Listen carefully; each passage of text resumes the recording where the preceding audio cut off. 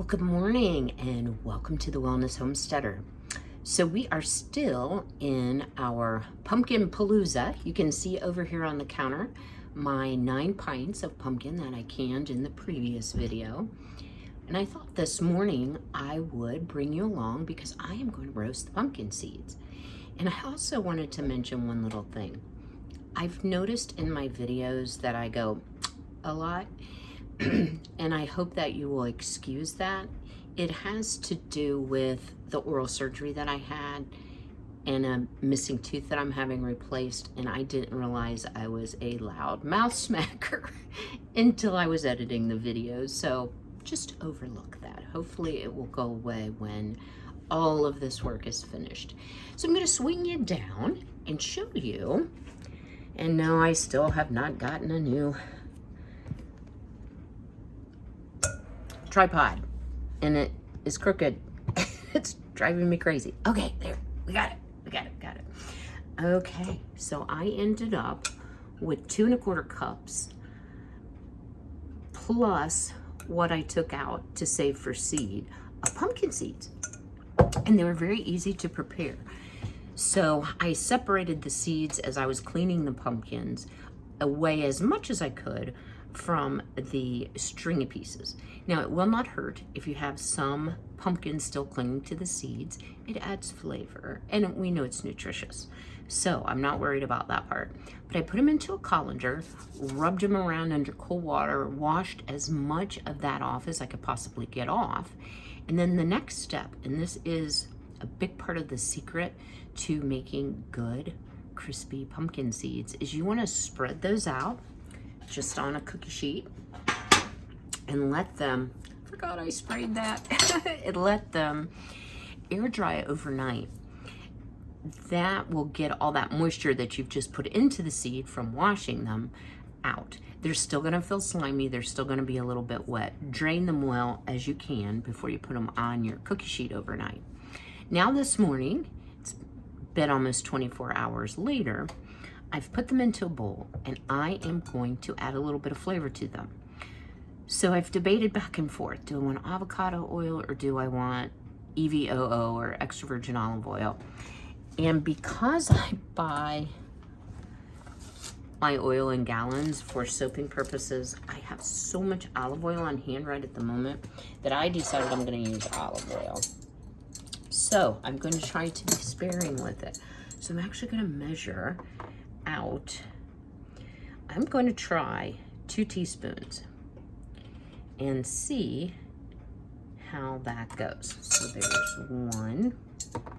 And if it's just not coated enough, I may have to add a little bit more. But I figured we could at least try to start heart healthy and go from there. You may be able to hear, sadly, in the background, I finally had to turn the furnace on this morning because I swear I could see my breath upstairs, and it was only 62 degrees in the house. So I'm gonna let it run a couple times, and I actually have convection or regular oven. You can do it either way. On convect, the fan runs, and I feel like it just imparts more heat into the house. So I'm gonna try that. The next thing I'm going to add, let me stir that around. Bring you up here. Yeah, I actually think that is enough. You know, before I was really watching my fat, I would just dump gobbin, but can't do that anymore. So then I'm gonna add garlic salt. Now you could certainly add no spice, any spice. You could add granulated garlic. If you like garlic powder or onion powder, you could add that. I debated strongly.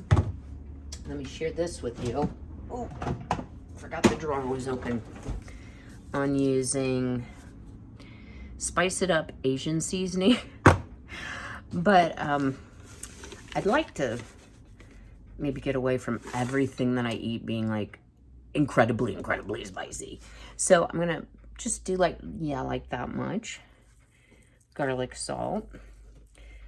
And I'm gonna sprinkle a little, stir a little, sprinkle a little, stir a little. And you can certainly add more salt at the end because it will still stick, but now is the time to really impart the flavor, in my opinion. Oh, smells so good. You could do plain salt. You could do salt and pepper.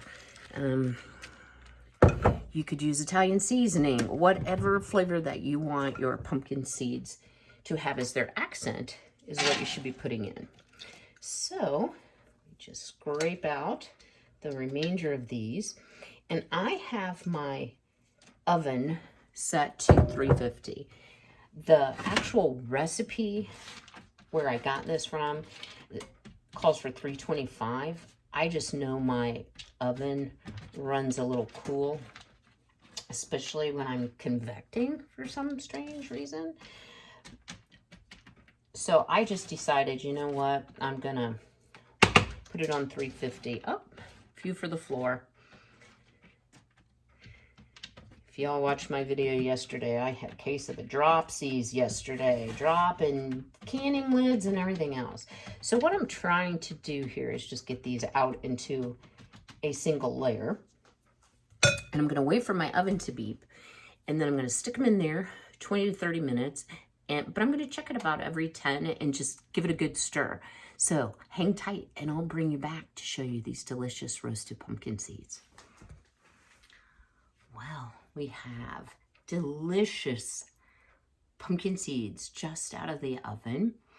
They are nice and toasty brown. It did take me a full 20 minutes. I stirred it every 10 just to make sure that they were in as much of a single layer as they possibly could be. And again, I did it in a convection oven on 350, but the recipe called for 325. So, time to give it a taste. And I hope I've improved on my mouth smacking. I'm working on that. I did put a little bit more garlic salt on them before I put them in the oven too.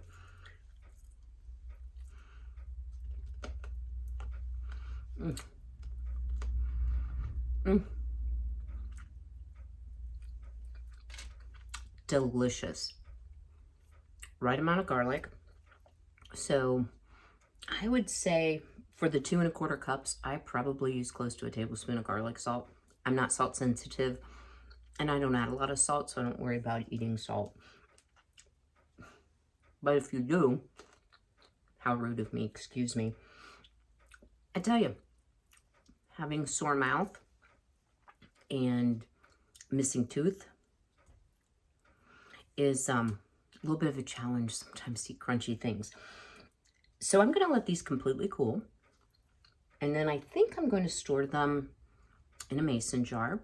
You could vacuum seal it. There's no point in vacuum sealing it because this will be gone pretty quickly. So stay well, be healthy, be blessed. Have a great day.